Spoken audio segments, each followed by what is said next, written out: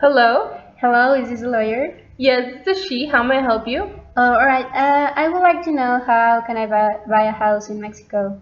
Of course, I can guide you through the process. Okay, thank you. The first step is to find a piece of undeveloped property such as a home or a condo which you would like to purchase and verbally agree on a price with the seller. Alright.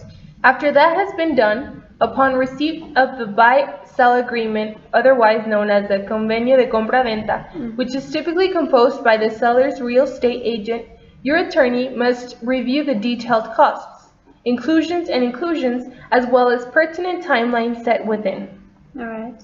Once this has been approved by your attorney, now you can give to the seller 10% of the deposit, and you should also establish the amount of the cancellation fees or penalties that are going to be given in case of a breach of contract. Alright, and how much is a cancellation penalty normally worth?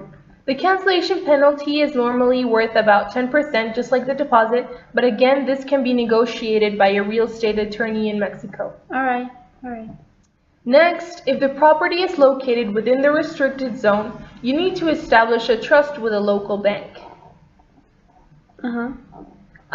This restricted zone, as you may know, encompasses all beachfront property in Mexico, which includes anything from the 20-meter federal zone boundary inland to 50 kilometers, Alright. which is restricted, and it also covers 100 kilometers approximately from an international border.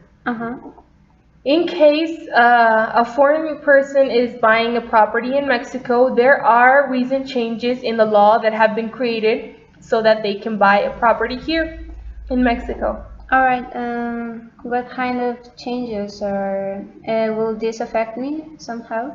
The recent changes in the law have stipulated that they can buy a house through a fideicomiso or bank trust, because through a fideicomiso, foreigners who have property in the restricted zone have the power and right to rent, lease, or subdivide it, as well as perform other actions upon it. Oh, okay.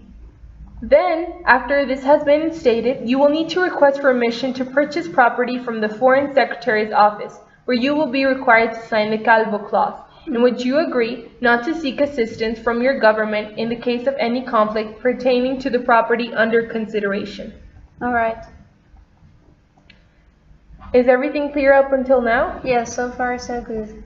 Perfect. So the next step is that your attorney will investigate as to whether the seller is in a good legal standing and is legally permitted to sell. In case that you have a real estate agent, your attorney must also ensure that they are properly registered and all of their permits are current and in good standing. And once you have received copies of the property deeds from the seller, your attorney will verify with the public notary that they are accurate and that there are no existing liens on the property. Alright. And before a buyer can actually acquire real estate, he or she must go before a notary. Alright. The difference is, as you may know, between a notary here and in the United States or in the UK is that a notary here is a qualified attorney. And for this reason, it's important for the public notary to give public faith of the buying of the property. Alright. The next step you should follow is that your lawyer must verify that your land is not included in an ejido land claim. Alright. Do you know what an ejido land claim is? I wanted to ask you because I don't quite understand it. It means that they are communal lands, but that in 1991, President Salinas changed the laws concerning ejidos. And ejidos, they are now possible to be changed to private property, which can become subject to sale. Alright. And then the next step is that your attorney has to review any official land appraisals, and then he or she must verify your legal status in Mexico by presenting your passport, birth certificate, etc. And then it must require that the seller provides up-to-date original versions of the original property deed, current tax receipts, etc. And they must be shown to be paid in full to assure that you're not left responsible for any unpaid debts. Alright. And unless otherwise stated in the purchasing agreement, the seller will pay the capital gains tax, the price of which will be determined by the public notary.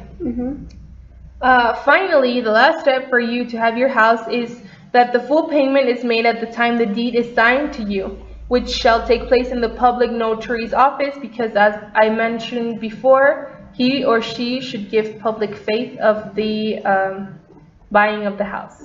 All right, thank you very much. I will talk to you later. Perfect. Thank you. Bye.